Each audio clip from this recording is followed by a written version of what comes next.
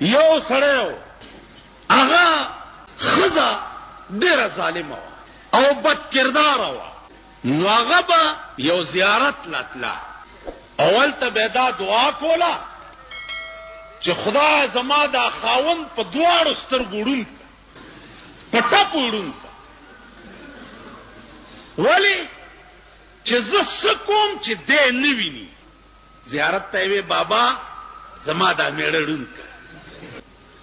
خاوند به ته تاسو کولو چې ښځه ته چرته دی چې دغه زیارت لازمه او دعا کوم چې خدای زما میړه لا ډېر مال دولت ورکې او ډېر داسې کې او داسې کې.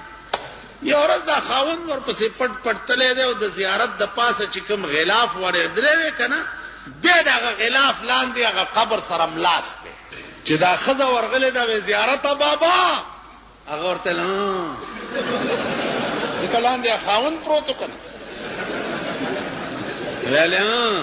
ویل نن خو دې اواز هم راکو، ویل زما دا خاوند په ټپو ړوند کا په دواړو سترګو. ورته وی چې کور کې دې زیړه غوا شته؟ وی چاو شته.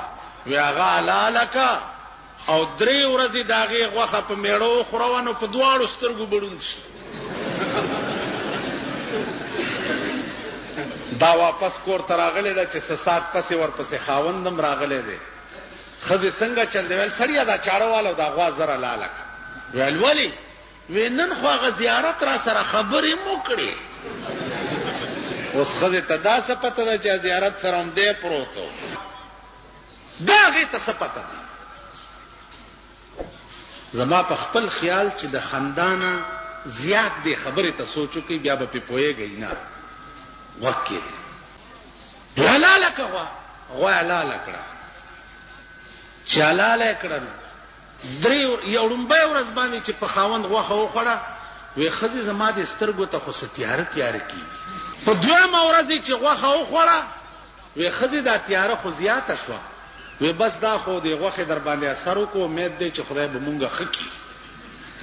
چې په 3مه ورځ یې پې غوښه وخوړه، سړي په سترګو لاس کېښو، وی ښځې هېڅ راته نه ښکاري. وی چې ښه بس ړوند شو.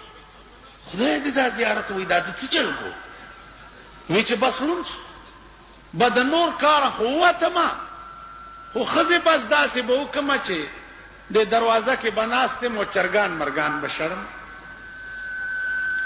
په دې کې څوک سړی راغلی دی کور ته، دی ورته ویل چې راځه سړی په ټپ ړوند دی. چې کش کش دې سړي اورېدلی دي، کوتک یې ورته را پرېښی دی چې په دا ځای سړی والی دی په ټکي مړ دی. ښځې ورته ویل دا دې څه وکړه بیړه دې غرکشه، دا خو دی کولنګي چرګ مړ. چرګانې ډېرو په کور چې څه ساعت تېر شوی دی، دویم سړی راغلی، بیا دې سړي په کوتک والی وی دا دې څه وکړه ظالمه، دا خو دی هغه انګریزی چرګ مړ. مړه ها چې په دې کې 4 برابر، چې 4 برابر کړه، خاوند ورته سترګې پرانیستې دي او ښځې ته وایي چې زه خو جګ جوړې ما تا دې دپاره زیارت ته تلې او دواګانې دې کولې چې خدای زما میړه ړوند کړي چې ستا څه خوښه یې چې هغه کوې. زه اوس د هر څه خاونده ستا سر وخوري، خو دا مړي اوس لرې که چې پې هم نه نیسي څوک.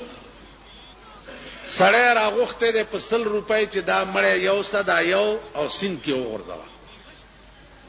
چې هغه یې وړی سیند کې غورځولی چې راغلی چې 100 روپۍ راکړه مړی مې یوړ، ویل هغه خو بیا راغی، هغه مړی دا دی پروت دی، بلې ورته دروازې ته کړی چې هغه یې اوچت کړی وړی دی چې بیا راغلی وی هغه خو بیا راغی ظالمه، بلې ور 4 واړی چې پې لېږلي دي، اخیری چې لېږلی دی وی هلکه چې دا ځل در نه را نشي ګوره، سمې غورځوه سیند ته. چې د سیند په غاړه دا مړی غورځولی دی چې ګوري یو سړی ناست دی د سیند په غاړه جامې وینځي، وایي ویل ته بیا لا راوتی جامې وینځې، هغه یې مړ کړی. چې داسې په غاړه روان دی یو ماهیګیر روان دی میان نیسي، وایي وی الله اوس میان هم نسی، آیم مړ کړی. بل یو غوتمارو په دریاب کې میانو پسې غوتې والی په هغې ور ټوپ کړی، ویل سر دې مړه اوچت کو، ایم مړ کړی دی.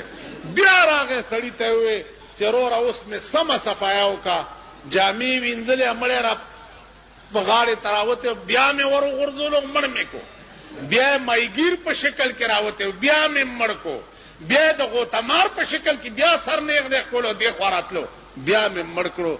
سړي وله 100 روپۍ ورکړه. که لږ مقل لرئ او سوچ لرئ نو دینه به اندازو لګوئ چې په مونږ هغه د ښځې کار شوی دی او د هغه سړي کار شوی دی. خدای میړه مې په ټپ وړونکي او میړه یې سره ورسره فراډ وکړو او جوړې سترګې ړندې کړې، هر څه یې لیده ویل زه څه وینم نه، تاسو باندې هغه چل.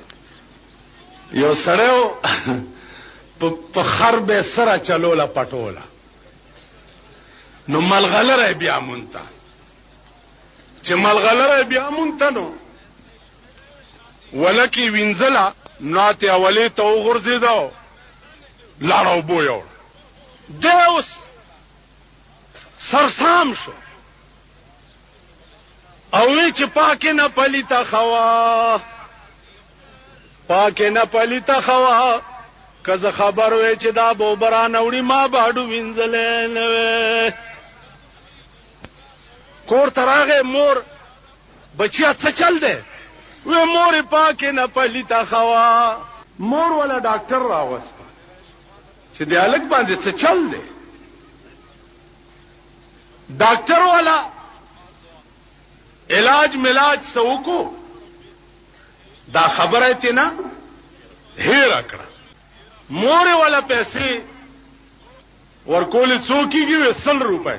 هغې وی دا 50 والا و، 50 به بیا درکړه. ویل زه 100 به بیا پوره راکړي. چې ډاکټر ځای ته لاړو نو دی مور دې زوی ته وایي چې بچی دا په تا څه چلو؟ ویل ولې؟ وی تا چې وی چې پاکې نه پلیته خوا. بیا ور یاد شو، چې بیا ور یاد شو الک بیا چغې کړې چې پاکې نه پلیته خوا، پاکې نه پلیته. مورم سرسام شو،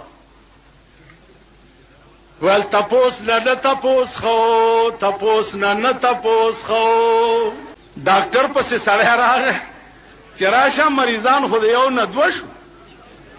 ډاکټر چې راغی چې وی کته چې دا خو د یو علاج مې کوله، مورم الټه پکې مې هغه زما 50 روپۍ را کورې عام لاړې. ډاکټر چې دوی ته وکتو عام سرسام شو، ویل 100 نه 50 خې وې.